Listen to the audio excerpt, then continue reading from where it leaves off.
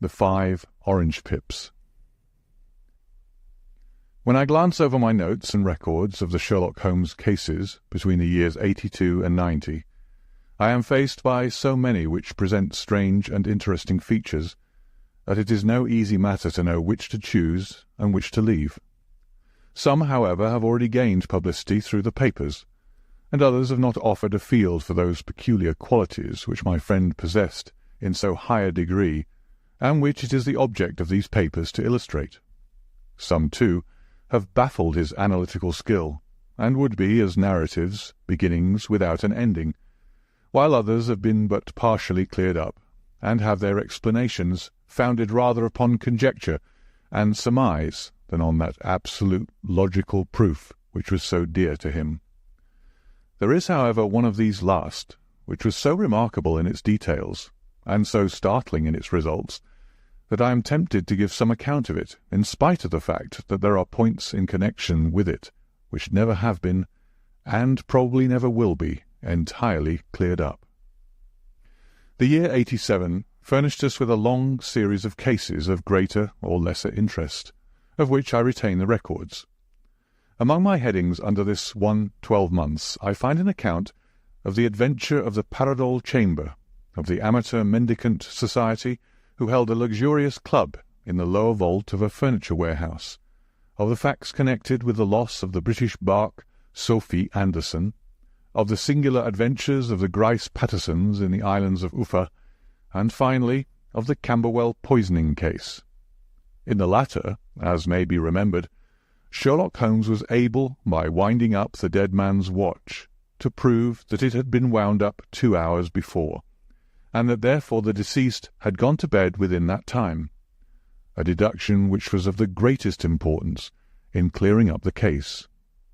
All these I may sketch out at some future date, but none of them present such singular features as the strange train of circumstances which I have now taken up my pen to describe. It was in the latter days of September, and the equinoctial gales had set in with exceptional violence. All day the wind had screamed and the rain had beaten against the windows, so that even here in the heart of great, handmade London, we were forced to raise our minds for the instant from the routine of life, and to recognize the presence of those great elemental forces which shriek at mankind through the bars of his civilization, like untamed beasts in a cage. As evening drew in, the storm grew higher and louder, and the wind cried and sobbed like a child in the chimney. Sherlock Holmes sat moodily at one side of the fireplace, cross-indexing his records of crime, while I at the other was deep in one of Clark Russell's fine sea stories, until the howl of the gale from without seemed to blend with the text, and the splash of the rain to lengthen out into the long swash of the sea waves.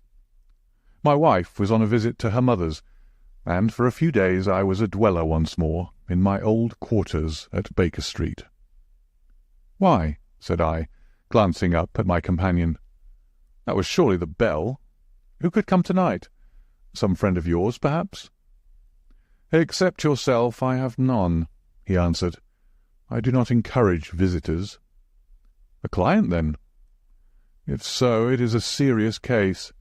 Nothing less would bring a man out on such a day and at such an hour. But I take it that it is more likely to be some crony of the landlady's."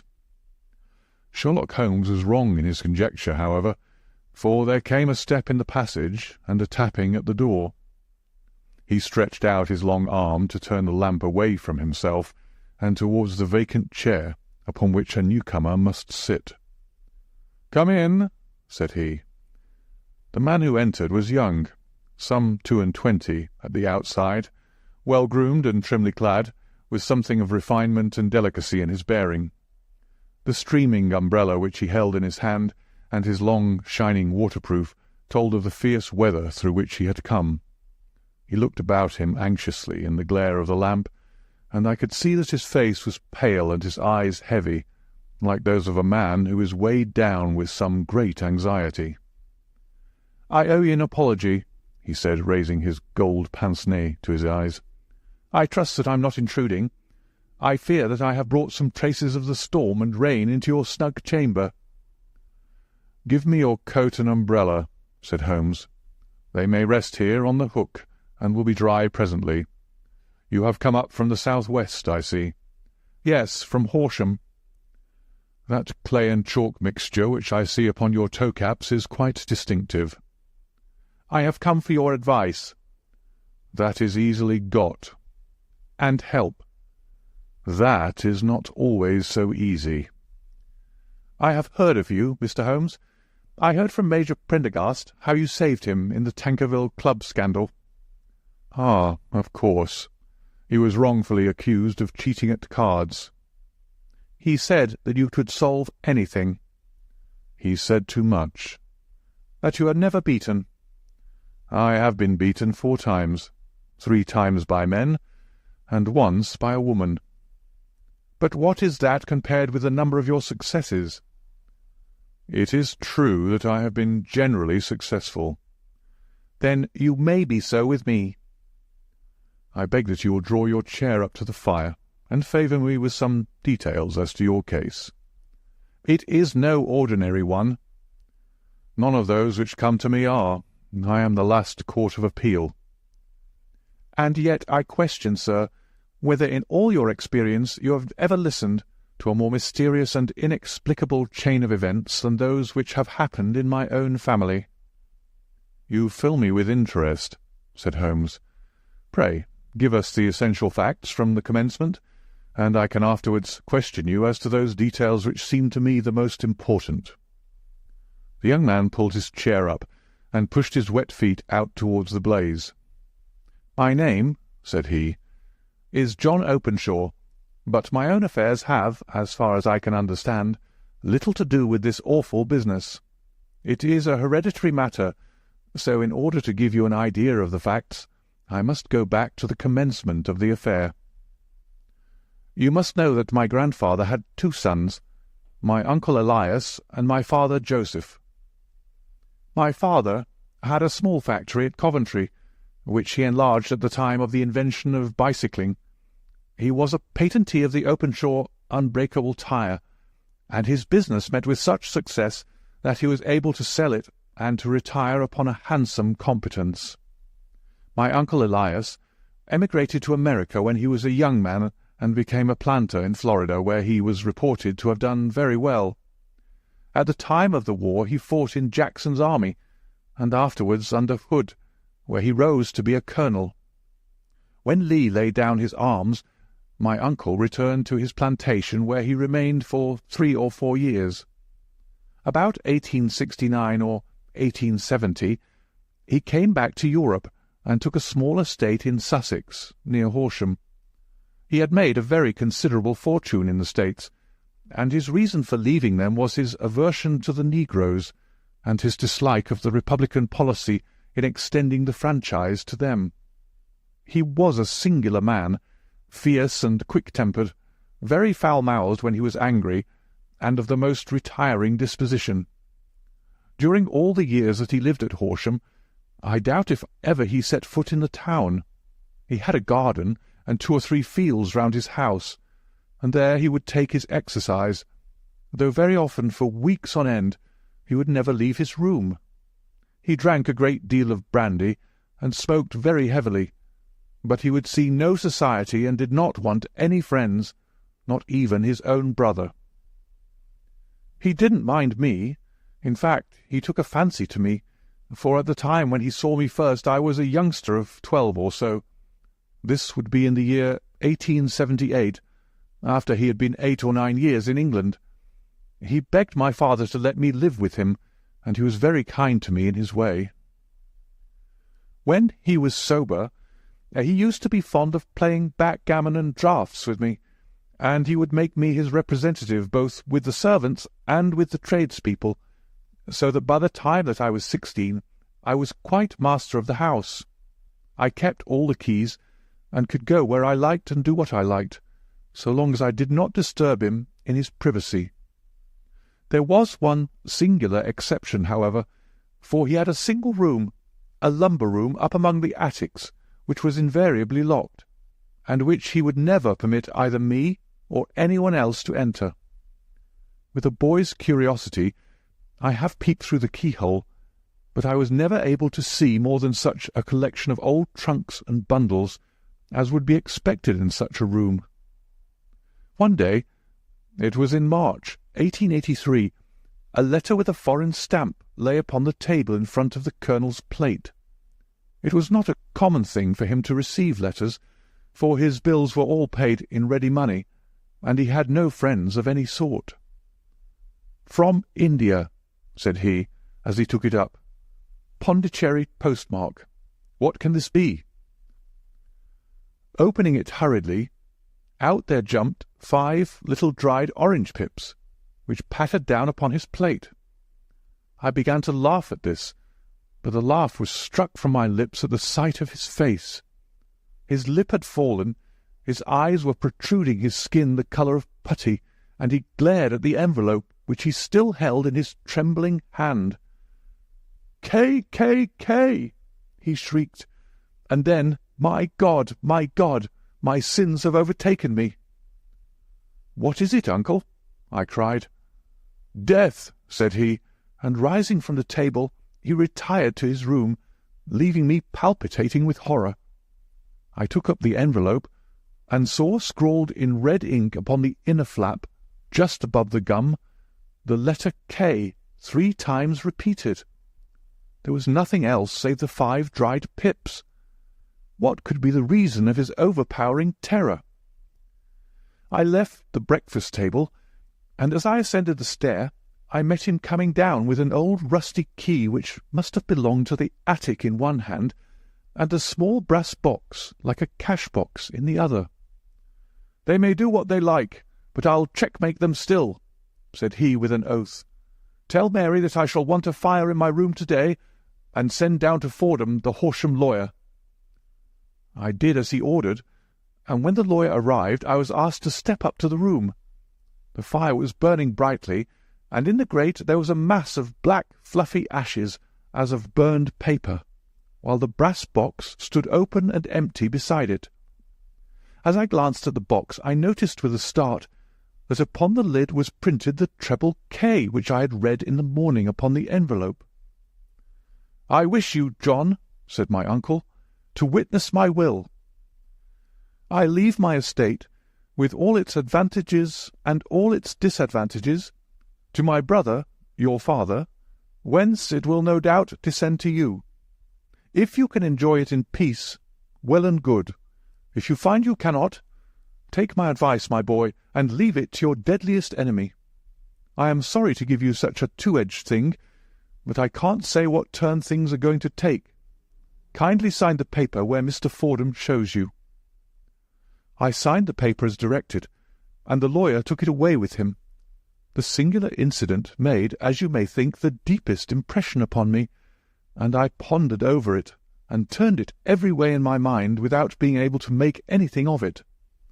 Yet I could not shake off the vague feeling of dread which it left behind, though the sensation grew less keen as the weeks passed, and nothing happened to disturb the usual routine of our lives. I could see a change in my uncle, however. He drank more than ever, and he was less inclined for any sort of society. Most of his time he would spend in his room, with the door locked upon the inside, but sometimes he would emerge in a sort of drunken frenzy, and would burst out of the house and tear about the garden with a revolver in his hand, screaming out that he was afraid of no man, and that he was not to be cooped up like a sheep in a pen by man or devil. When these hot fits were over, however, he would rush tumultuously in at the door and lock and bar it behind him, like a man who can brazen it out no longer against the terror which lies at the roots of his soul. At such times I have seen his face, even on a cold day, glisten with moisture, as though it were new raised from a basin. Well, to come to an end of the matter, Mr. Holmes, and not to abuse your patience, there came a night when he made one of those drunken sallies from which he never came back. We found him, when we went to search for him, face downward in a little green-scummed pool, which lay at the foot of the garden. There was no sign of any violence, and the water was but 2 feet deep, so that the jury, having regard to his known eccentricity, brought in a verdict of suicide. But I, who knew how he winced from the very thought of death, had much ado to persuade myself that he had gone out of his way to meet it. The matter passed, however, and my father entered into possession of the estate, and of some £14,000, which lay to his credit at the bank. "One moment," Holmes interposed. "Your statement is, I foresee, one of the most remarkable to which I have ever listened. Let me have the date of the reception by your uncle of the letter, and the date of his supposed suicide." "The letter arrived on March 10th, 1883. His death was 7 weeks later, upon the night of May 2nd. "Thank you. Pray proceed." "When my father took over the Horsham property, he, at my request, made a careful examination of the attic, which had been always locked up. We found the brass box there, although its contents had been destroyed. On the inside of the cover was a paper label with the initials of K.K.K. repeated upon it, and letters, memoranda, receipts, and a register written beneath. These, we presume, indicated the nature of the papers which had been destroyed by Colonel Openshaw. For the rest, there was nothing of much importance in the attic, save a great many scattered papers and notebooks bearing upon my uncle's life in America. Some of them were of the war-time, and showed that he had done his duty well, and had borne the repute of a brave soldier. Others were of a date during the reconstruction of the Southern States, and were mostly concerned with politics, for he had evidently taken a strong part in opposing the carpet-bag politicians who had been sent down from the north. Well, it was the beginning of '84 when my father came to live at Horsham, and all went as well as possible with us, until the January of '85. On the 4th day after the New Year, I heard my father give a sharp cry of surprise as we sat together at the breakfast-table. There he was, sitting with a newly opened envelope in one hand, and 5 dried orange pips in the outstretched palm of the other one. He had always laughed at what he called my cock-and-bull story about the colonel, but he looked very scared and puzzled now that the same thing had come upon himself. "Why, what on earth does this mean, John?" he stammered. My heart had turned to lead. "It is K.K.K., said I. He looked inside the envelope. "So it is," he cried. "Here are the very letters. But what is this written above them?" "Put the papers on the sundial," I read, peeping over his shoulder. "What papers? What sundial?" he asked. "The sundial in the garden. There is no other," said I. "But the papers must be those that are destroyed." "Pooh!" said he, gripping hard at his courage. "We are in a civilized land here, and we can't have tomfoolery of this kind. Where does the thing come from?" "From Dundee," I answered, glancing at the postmark. "Some preposterous practical joke," said he. "What have I to do with sundials and papers? I shall take no notice of such nonsense." "I should certainly speak to the police," I said. "And be laughed at for my pains? Nothing of the sort." "Then let me do so." "No, I forbid you. I won't have a fuss made about such nonsense." It was in vain to argue with him, for he was a very obstinate man. I went about, however, with a heart which was full of forebodings. On the 3rd day after the coming of the letter, my father went from home to visit an old friend of his, Major Freebody, who is in command of one of the forts upon Portsdown Hill. I was glad that he should go, for it seemed to me that he was farther from danger when he was away from home. In that, however, I was in error. Upon the 2nd day of his absence, I received a telegram from the Major, imploring me to come at once.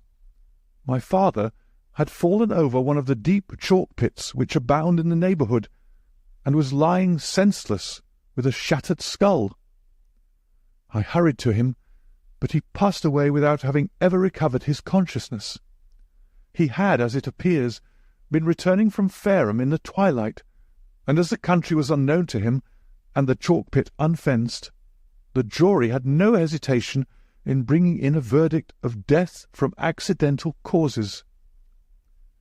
Carefully, as I examined every fact connected with his death, I was unable to find anything which could suggest the idea of murder.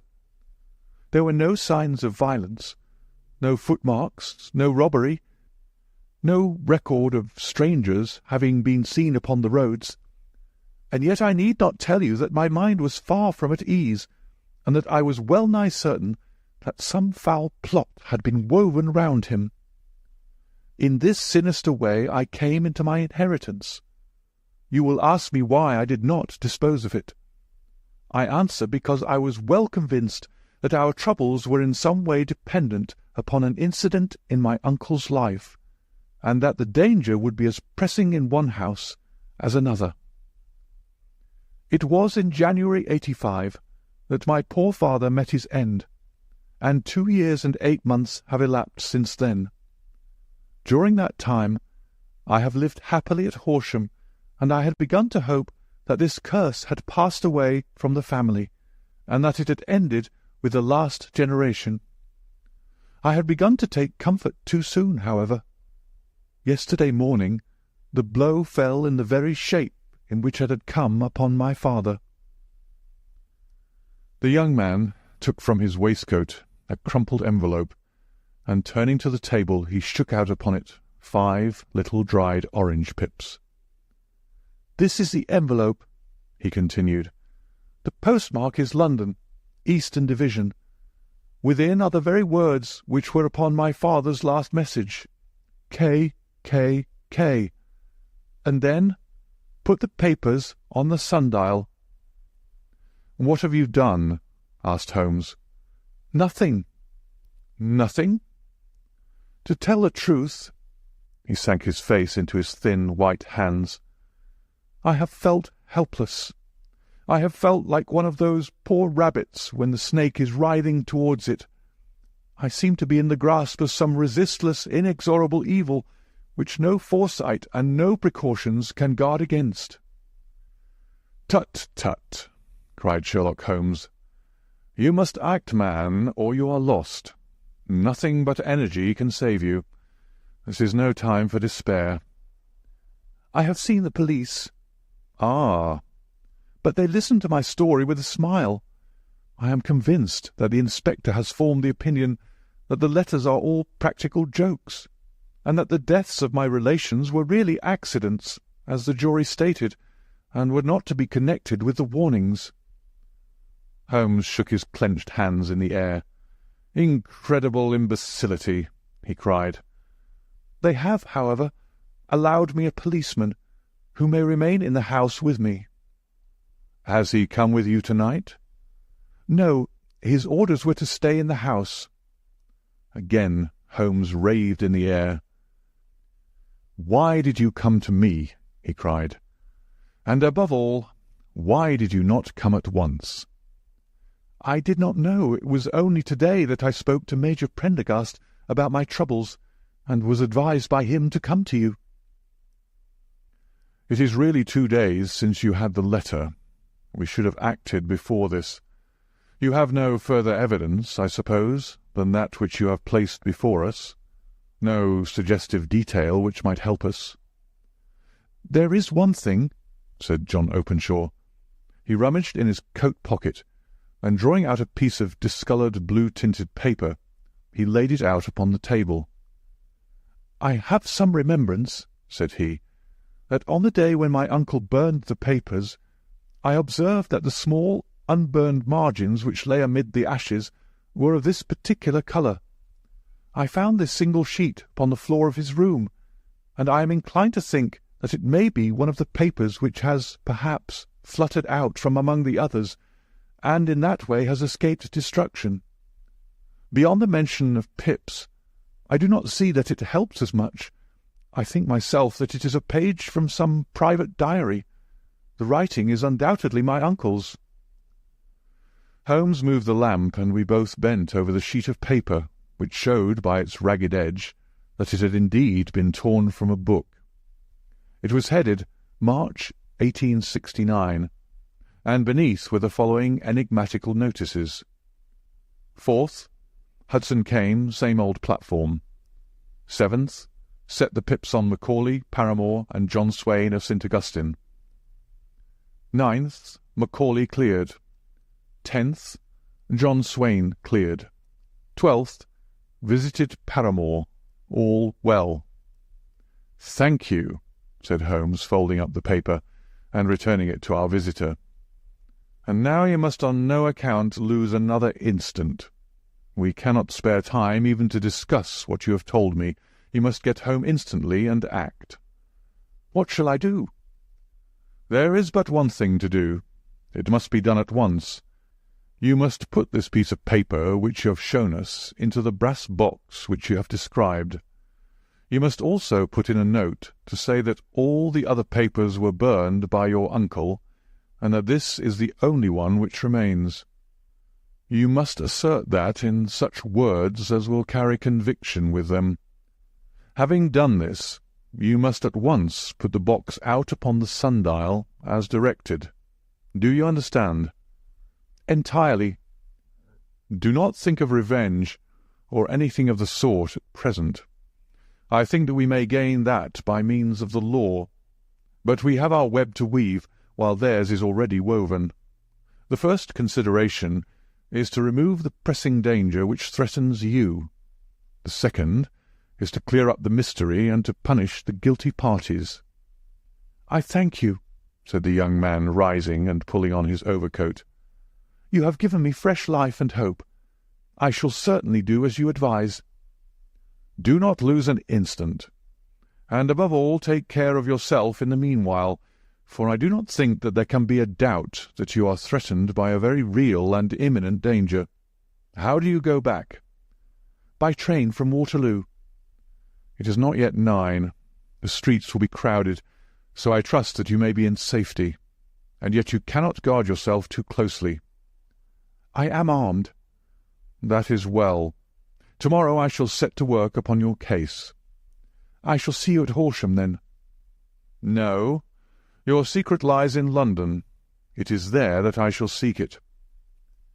"Then I shall call upon you in a day or in 2 days, with news as to the box and the papers. I shall take your advice in every particular." He shook hands with us and took his leave.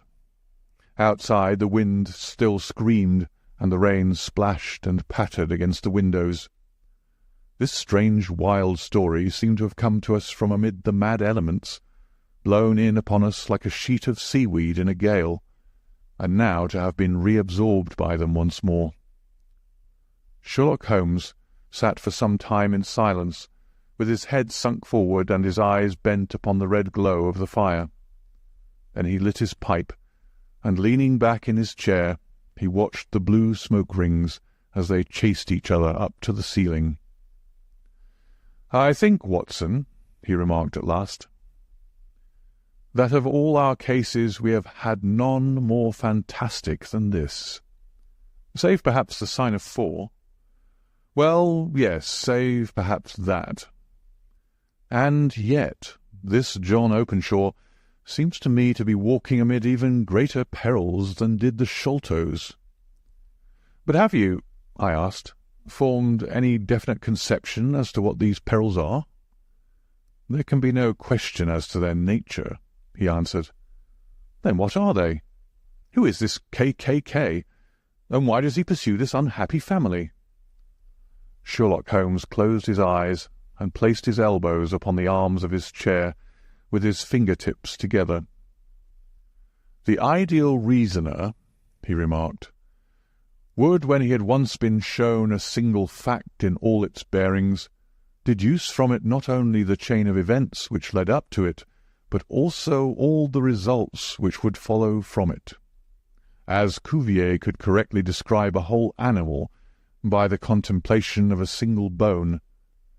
So the observer, who has thoroughly understood one link in a series of incidents, should be able to accurately state all the other ones, both before and after. We have not yet grasped the results which the reason alone can attain to. Problems may be solved in the study which have baffled all those who have sought a solution by the aid of their senses. To carry the art, however, to its highest pitch, it is necessary that the reasoner should be able to utilize all the facts which have come to his knowledge, and this in itself implies, as you will readily see, a possession of all knowledge, which, even in these days of free education and encyclopedias, is a somewhat rare accomplishment. It is not so impossible, however, that a man should possess all knowledge which is likely to be useful to him in his work, and this I have endeavoured in my case to do. If I remember rightly, you, on one occasion, in the early days of our friendship, defined my limits in a very precise fashion. Yes, I answered, laughing. It was a singular document. Philosophy, astronomy, and politics were marked at 0, I remember. Botany variable, geology profound as regards the mudstains from any region within 50 miles of town, chemistry eccentric, anatomy unsystematic, sensational literature and crime records unique, violin player, boxer, swordsman, lawyer, and self-poisoner by cocaine and tobacco. Those, I think, were the main points of my analysis. Holmes grinned at the last item. "Well," he said, "I say now, as I said then, that a man should keep his little brain attic stocked with all the furniture that he is likely to use, and the rest he can put away in the lumber-room of his library, where he can get at it if he wants it. Now, for such a case as the one which has been submitted to us tonight, we need certainly to muster all our resources. Kindly hand me down the letter K of the American Encyclopedia, which stands upon the shelf beside you. Thank you. Now, let us consider the situation, and see what may be deduced from it. In the first place, we may start with a strong presumption that Colonel Openshaw had some very strong reason for leaving America. Men at his time of life do not change all their habits, and exchange willingly the charming climate of Florida for the lonely life of an English provincial town. His extreme love of solitude in England suggests the idea that he was in fear of someone or something, so we may assume as a working hypothesis that it was fear of someone or something which drove him from America. As to what it was he feared, we can only deduce that by considering the formidable letters which were received by himself and his successors. Did you remark the postmarks of those letters? The first was from Pondicherry, the second from Dundee, and the third from London. From East London. What do you deduce from that? They're all seaports, that the writer was on board of a ship. Excellent. We have already a clue. There can be no doubt that the strong probability, is that the writer was on board of a ship. And now let us consider another point. In the case of Pondicherry, 7 weeks elapsed between the threat and its fulfilment. In Dundee it was only some 3 or 4 days. Does that suggest anything? A greater distance to travel? But the letter had also a greater distance to come. Then I do not see the point. There is at least a presumption that the vessel in which the man or men are is a sailing ship. It looks as if they always send their singular warning or token before them when starting upon their mission. You see how quickly the deed followed the sign when it came from Dundee. If they had come from Pondicherry in a steamer, they would have arrived almost as soon as their letter. But as a matter of fact, 7 weeks elapsed. I think that those 7 weeks represented the difference between the mail boat which brought the letter and the sailing vessel which brought the writer. It is possible, More than that, it is probable. And now you see the deadly urgency of this new case, and why I urged young Openshaw to caution. The blow has always fallen at the end of the time which it would take the senders to travel the distance. But this one comes from London, and therefore we cannot count upon delay." "Good God!" I cried. "What can it mean, this relentless persecution?" "The papers which Openshaw carried are obviously of vital importance to the person or persons in the sailing ship. I think that it is quite clear that there must be more than one of them. A single man could not have carried out 2 deaths in such a way as to deceive a coroner's jury. There must have been several in it, and they must have been men of resource and determination. Their papers they mean to have, be the holder of them who it may. In this way, you see, KKK ceases to be the initials of an individual and becomes the badge of a society." "But of what society?" "Have you never," said Sherlock Holmes, bending forward and sinking his voice, "have you never heard of the Ku Klux Klan?" "I never have." Holmes turned over the leaves of the book upon his knee. "Here it is," said he presently. "Ku Klux Klan, a name derived from the fanciful resemblance to the sound produced by cocking a rifle. This terrible secret society was formed by some ex-Confederate soldiers in the Southern States after the Civil War, and it rapidly formed local branches in different parts of the country, notably in Tennessee, Louisiana, the Carolinas, Georgia, and Florida. Its power was used for political purposes, principally for the terrorizing of the Negro voters and the murdering and driving from the country of those who were opposed to its views. Its outrages were usually preceded by a warning sent to the marked man in some fantastic but generally recognized shape: a sprig of oak leaves in some parts, melon seeds or orange pips in others. On receiving this, the victim might either openly abjure his former ways, or might fly from the country. If he braved the matter out, death would unfailingly come upon him, and usually in some strange and unforeseen manner. So perfect was the organization of the society, and so systematic its methods, that there is hardly a case upon record where any man succeeded in braving it with impunity, or in which any of its outrages were traced home to the perpetrators. For some years the organization flourished in spite of the efforts of the United States government and of the better classes of the community in the South. Eventually, in the year 1869, the movement rather suddenly collapsed, although there have been sporadic outbreaks of the same sort since that date. "You will observe," said Holmes, laying down the volume, "that the sudden breaking up of the society was coincident with the disappearance of Openshaw from America with their papers. It may well have been cause and effect. It is no wonder that he and his family have some of the more implacable spirits upon their track. You can understand that this register and diary may implicate some of the first men in the South, and that there may be many who will not sleep easy at night until it is recovered. Then the page we've seen is such as we might expect. It ran, if I remember right, sent the pips to A, B, and C, that is, sent the society's warning to them. Then there are successive entries that A and B cleared or left the country, and finally that C was visited with, I fear, a sinister result for C. Well, I think, Doctor, that we may let some light into this dark place, and I believe that the only chance young Openshaw has in the meantime is to do what I have told him. There is nothing more to be said or to be done tonight, so hand me over my violin, and let us try to forget for half an hour the miserable weather and the still more miserable ways of our fellow men."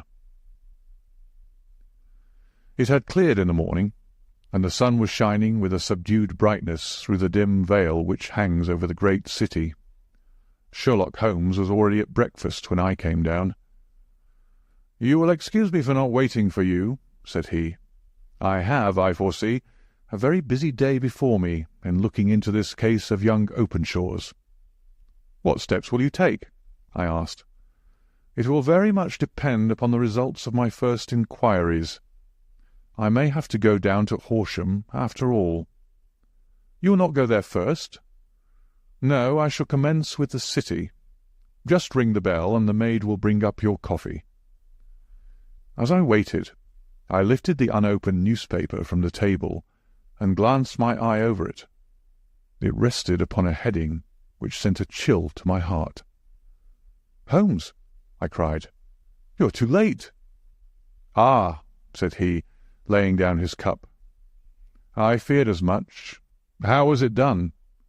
He spoke calmly, but I could see that he was deeply moved. "My eye caught the name of Openshaw, and the heading, 'Tragedy near Waterloo Bridge.' Here is the account. Between 9 and 10 last night, Police Constable Cook of the H Division on duty near Waterloo Bridge heard a cry for help and a splash in the water.